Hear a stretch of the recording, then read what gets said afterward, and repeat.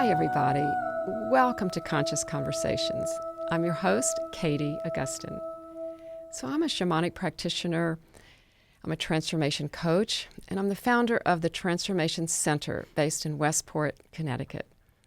And at the center, in addition to the private sessions that I do for coaching and healing, we also have workshops and classes. We even have sound baths in the backyard during the warm months, and everybody is welcome.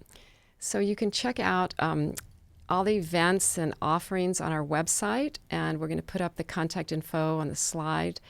And it's just Transformation Center CT for Connecticut.com. So I'd love to hear from you because I do offer a 30-minute free consultation call. So just reach out if you have any questions. Yeah, and everything at the center that we do is about helping you really rediscover who you truly are and let go of everything that you're not. All right, so I'm excited tonight on Conscious Conversations that my guest is Eve Kerwin. Welcome to the show, Eve. Thank you. Thank you so much for having me. It's a pleasure to meet you. I've heard a lot about you over the years, and this is our first time meeting. Yes. Which is unusual for me because I feel like I've met so many people. But I want to just read a little bit about you before we get started to help our audience to introduce you. Okay, and we're going to put up your slide with your contact info as well. Thank you. Okay, so Eve Kerwin is known internationally as White Buffalo Woman. She is a powerful shamanic healer whose spiritual gifts enable her to connect to the energies of White Buffalo Woman, as well as the Archangels, many exalted masters, and your own personal guides. She brings her clients profound messages of inspiration and guidance, working with each individual's spiritual, mental, emotional, and physical bodies. Wow, it's all there. That's terrific. And what I've learned, and maybe you can corroborate this, is everything that comes through is helpful for the person you're working with. It certainly is. It's really reading the soul. I believe what is occurring. I know what is occurring that comes through me is I'm reading from the Akashic records. Mm-hmm. And also, there's a whole posse, I call them a posse of spirits that are to the right of my head when I'm in this. I'm in a trance state when I bring through the information. But my hands bring through a very deep healing physically. I'm releasing, taking out, removing whatever needs to be done energetically in that understanding. And then I channel information. And the information that comes through is truly a deep, deep key to the transformation that the person will then move through and start to capitalize for themselves on what it is that they need to correct or understand. Many times they're not in the understanding of why they have something. Why doesn't this resolve? What is wrong with me? Et cetera, et cetera. They've had counseling, whatever. And everyone needs to experiment and go through the motions of what it is that's holding them back, shall we say. There's something stuck there. Mm-hmm. But what we bring through is the karma understanding of what created that situation. And once you hear the explanation through your own book of life, your own record, it starts to melt down what's stuck there. And it's quite profound what has occurred in so many people that I've worked with over the course of my career, from A to Z, so many different situations and all sorts of unbelievable family, generational trauma, and it really gives the explanation. And Eve is not aware of this until I bring through the process, and they're blown away. They're saying, "Oh my God, how would you know this? This is true. This is our family history." It's quite deep. Mm-hmm. I'm very thankful to be doing what I do for my fellow men. I mean, this is what it's all about. We're all here to assist and help, and it's very rewarding to see how people move from one spot to another Yeah. in their life. Yes. Yeah, no, I agree. I agree. So, well, I'm curious, how did you get started doing this? How did Oh, this wow. happen?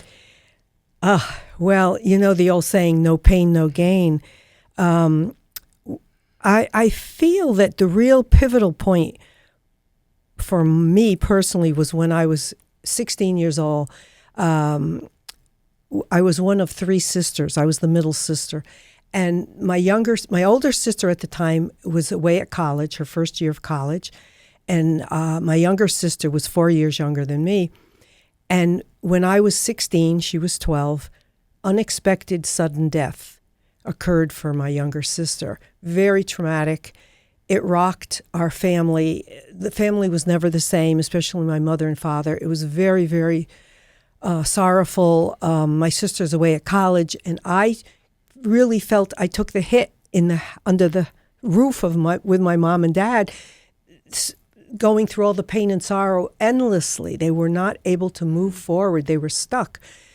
Who wouldn't be losing a child unexpectedly? But the main thing that happened to me, she passed on a Friday afternoon. That evening, our house was full of people coming to support us and uphold us, and et cetera, and et cetera. Tons of people. There was just so many people in our home. And after a while, it was very nerve-wracking for me at 16 to endure all of the hubbub. You know, I felt like it was noisy, and I was trying to get a grip myself, and I couldn't. So I slipped away from the crowd, and I went up. My goal was to go into my bedroom and close the door and be with myself. At first, I stopped in my mother and father's bedroom, and my mother and father always had quite a large statue of the Blessed Mother in the bedroom. And I went on my knees in front of the statue, and I was crying hysterically, and I'm saying, why did this have to happen? I don't understand. You know, like I'm looking for any bit of understanding even within myself. And, you know, but anyway, I then went into my bedroom, and I never put on a light, never put the light on in the room. It was quite dark. And I just took off my clothes, put my nightgown on. I had a double bed. By myself, I slept in a double bed, and I always stayed on one side of the bed. Why, I don't know, but I always just stayed on the left side of the bed. I got into bed, and I'm crying hysterically. I'm laying on my back, and I'm still crying and sobbing. And all of a sudden, the comforter of the bed came down, like someone pushed the comforter to get into bed, that went, you know, to make the bedspread go down. And I froze. And I said, oh my God, must have been somebody hiding in my room, because I never put the light on. It was quite dark. Felt the bed go down, the mattress went down. I felt a body get into the bed with me. I froze. Now my heart is beating, and I'm thinking, oh my God, what's going to happen to me? Am I going to have a heart attack? I was beside myself in every level you can imagine. No one spoke to me. No one touched me. And it felt like it was forever, but it wasn't. It was maybe about 10 minutes. I finally got up enough nerve and courage to put my hand. I was afraid to move, and I, you know, leveled my hand under the bedspread, and I don't feel a body. And then my sister from the other side, her voice spoke to me clear as ever, and she said, "It's me. I came to tell you I got to the other side safe." I can't begin to tell you. That truly was the first major step in my 16th year that started changing my life. I can imagine. Yeah. That was the true beginning. But from that point thereafter, there was many paranormal experiences that kept occurring that I had no explanation for. I could talk about that for hours, but very amazing to me myself to even believe that all these things really did occur. And it just kept escalating. Then the years passed by, and I eventually was married and went about my life as a married mother. And then I brought forth 2 children and, you know, went about regular life. I was secretary to the president of Macmillan Publishing for many years. I had a very good job, and, you know, I did well in that way. Another trauma. My father and husband passed together. There's double death, double funeral. My mom and me now become widows together. Very traumatic. My two children are relatively small. A year and a day later, exactly a year and a day later, my sister's husband passes. Wow. So we had quite a bit of trauma in our lives, but the trauma, the pain is how I did gain through the trauma. That's my story, my personal story. So I do understand when people come to me for my services, I deal with people, all different unbelievable situations. I couldn't even make up the stories that I hear. It's like amazing me what people have endured. Yeah. But I understand it. And I do believe that that's what really was setting me up, my life and what occurred for me to open me up to understand when all these people started coming to me, when there's more to it, but I'm just trying to give you an outline of how this came about. Yeah, no, it sounded to me like before you said that it did open you up in a It way. did, yeah. That you were ready for it. Yes. You had it already inside of you, of course. Yes. And it just brought it to the surface. It brought it to the surface. Absolutely It true. allowed you to then be that person for other people too. Yes. Yeah. Were there any specific messages around it at that point in time, or It just kept more like a knowing? Yes, and it kept escalating like wildfire. Actually, at the time, it was, I'd say about 3 years, maybe, more or less 3 years before my husband and father passed, it started escalating even quicker, but not knowing that there was going to be death. But it was coming through faster and faster and faster. And I'm saying, what is happening to me? Yeah. But then when it really did explode, I truly did then understand. Then you could really feel it. That's very powerful. Yeah. Yeah. So when did you, were there any spirit guides available at that point, or? Yes. I started to channel, which I didn't even understand what I was doing. But the white buffalo woman who is my main and primary guide, she is the same soul as Mary, the mother of Jesus. She is Isis, the Egyptian goddess. She is Kuan Yin, who was Buddha's mother, and Buddha was Jesus Christ. She was Eve, Adam and Eve. All the same entity, all the same soul. They are exalted beings. They return only at certain periods of time on earth to make a punch. Jesus returned at a certain time to prepare us for understanding with the world and of God and so forth. So White Buffalo Woman was the one who came to me, which I thought I was losing my mind, and everything started to be explained to me. A Native American shaman who has now passed away, he would come into Connecticut here in the area where I live, and I got to know this gentleman. He was a shaman, very, very great guy, and he told me, he said, Eve, you need to get a drum and start working with a drum every day. I believe he saw that this was to be for me, but he wanted it to unfold in a certain way. And I said, I don't even know where to get a drum in Connecticut, an Indian. I mean, where do you get this? He said, I know a drum maker, and he was out in the Midwest. Unfortunately, he has passed now as well. And he made my drum it's been with me all over the world, carrying it on my back. I've even climbed Mount Sinai with this drum. I've been all over the world with this drum. It's so much a part of me. But the drum maker who didn't have a clue who I was, he would get the information, make the drum, and give me information. And he told me one of my guides would be coming through. He said his name is Olofi. He's an African medicine man that you knew from a past life. long time ago, you were queen of an African village, and he was the medicine man, and your daughter today was married to him in that lifetime. He was my son-in-law, and he will be the one that will take you into the trance. And it's all been proven to me all these years what has happened. That's awesome. Yeah. Yeah. So do you want to show us the drum? And the drum, maybe show the camera. It Like face that camera over there. Right here? Yeah.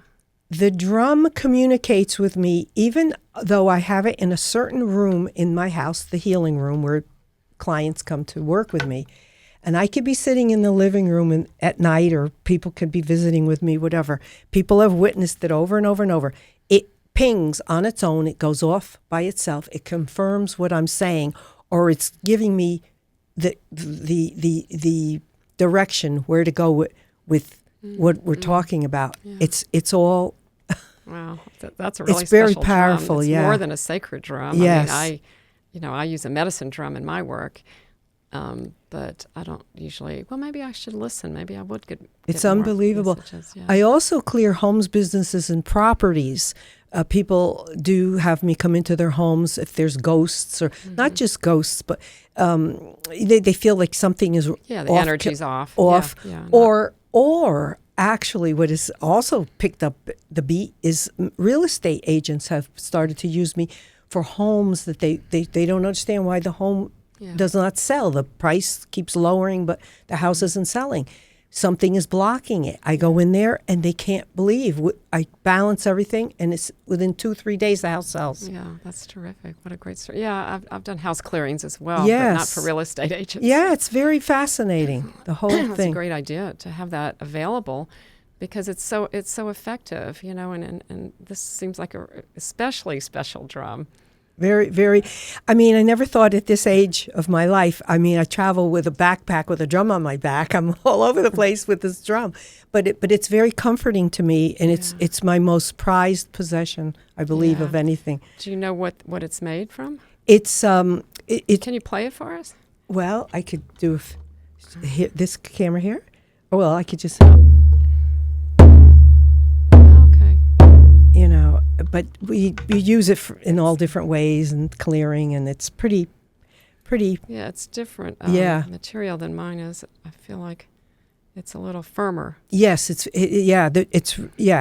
very firm, but I do believe it's not a special hide. I mean, I really would love to still have a drum with buffalo hide, but I haven't. This is not buffalo hide. Yeah, but I haven't found the one that I feel is for me. This is the main drum, but I like to have different things as well. Yeah. So do you use that in your healing sessions when you? No, it's with me. It's beside me, but it will alert me when I'm in this trance state and my hands are going over the individual.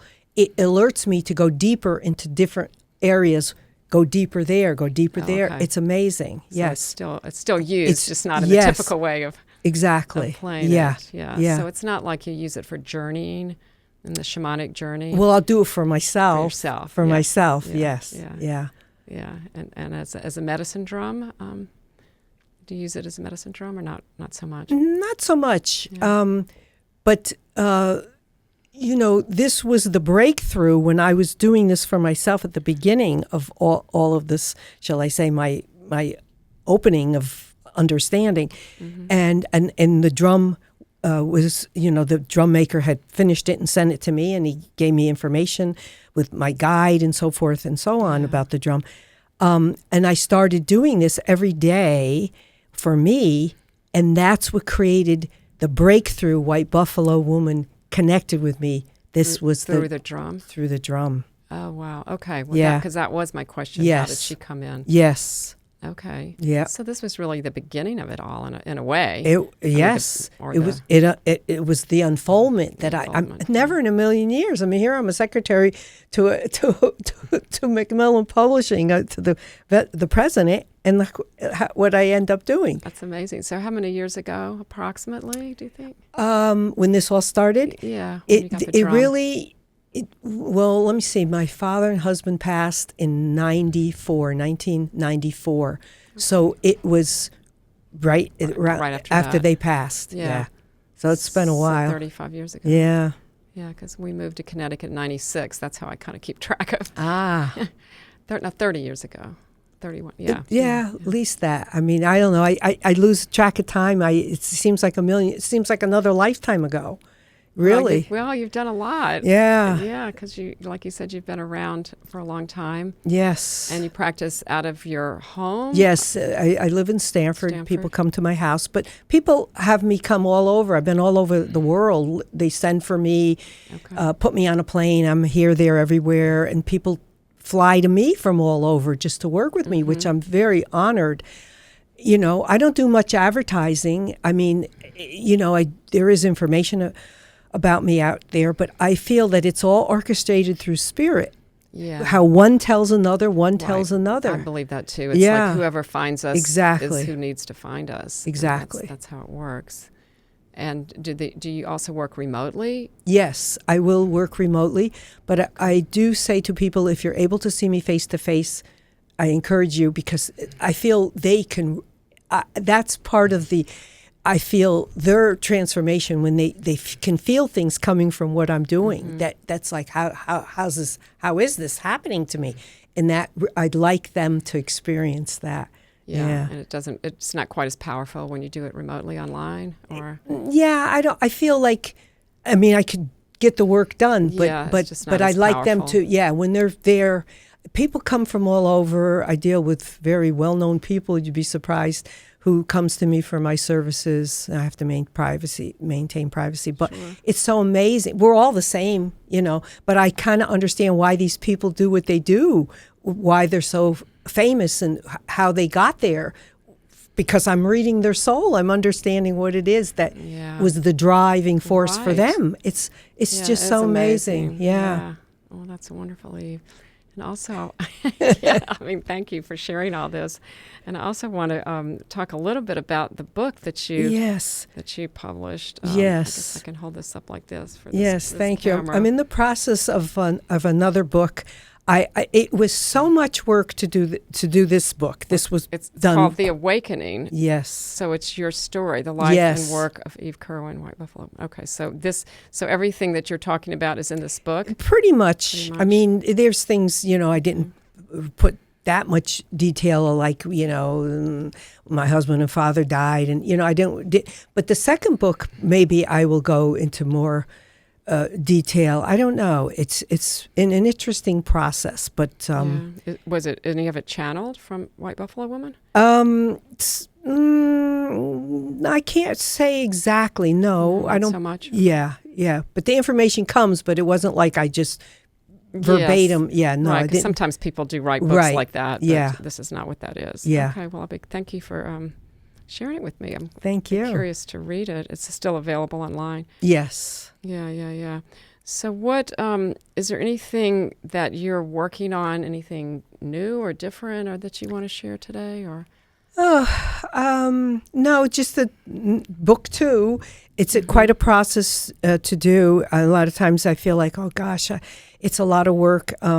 This time, round 2 with the book, someone is going to, we're doing it differently. This I actually wrote myself with pen and paper. Like I'd be on a train or a plane and I'd be doing this. But then when it came closer and closer to the deadline with the publishers and everything, such pressure. And I said, I don't think I could go through this again. So the round 2 is I'm doing it differently, and someone's like interviewing me. And we're going to write it that way. Okay. Yeah. All right. Well, so that'll make it easier for you, for sure. Yes, for sure. So they're going to transcribe it for you? Yes. Okay. And so is it going to be more stories about yeah, I believe. life? Yes. I think maybe even more details than the first one. Yeah. Ready to let it rip. And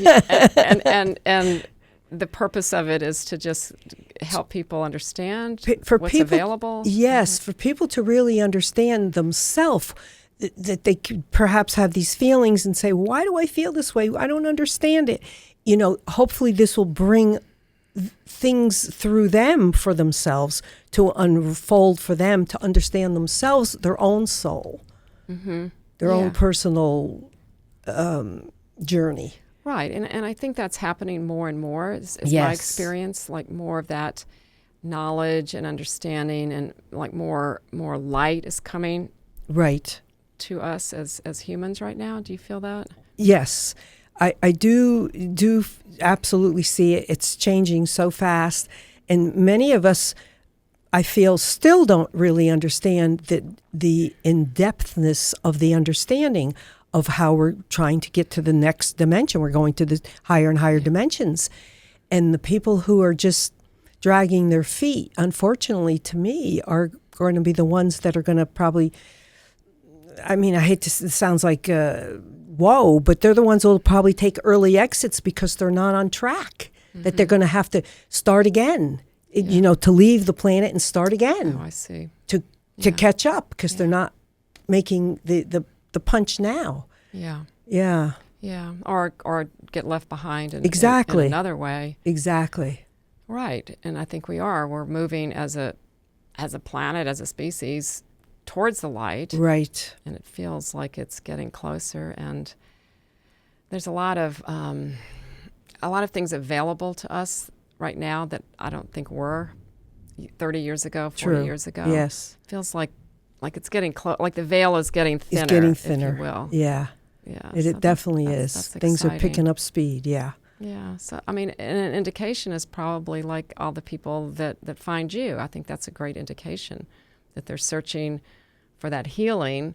Yes. So they can move and evolve and not be stuck.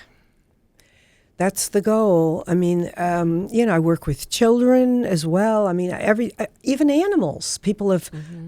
I've been to people's farms, and I worked on a goat one time. A goat that the vet came and was going to wanted to give the goat a shot, and that was it. Put the goat out of misery, and the owner of the farm just refused, and asked me would I, tried to do a healing on the goat, and I did. I couldn't believe what I felt entered me. I felt like I took it all out of the body of the goat, came into me. I was in agony, but I worked it through my body. Oh. It took about 24 hours, but then I you were able to release it. I released it, and the goat stood up and was perfectly fine, and walked away. I mean, it was amazing. Yeah. But I have worked with many animals as well, so it's. I mean, healing is healing. Yeah. Oh, and we're all one anyway. Yeah. So whether it's an animal, right, or anything, yeah. Well, this is terrific. Well, we'll put up your slide one more time. Thank you. And what's the best way for people to reach out to you? There is a website people can, but I prefer them to call me.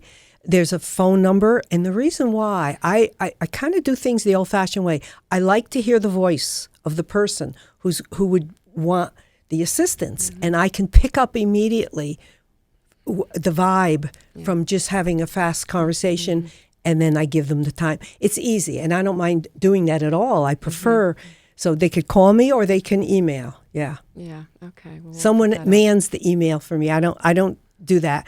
I don't. I know you don't. They have to get back to me. Yeah. Yes, I don't go that way. Thank you so much, Eve, for being here today. We're going to wrap up, and we'll be in touch. And thank you to our audience for being here in Verso Studios, and we'll see you the next time on Conscious Conversations. Thank you. Thank you so much. Thank you. Namaste.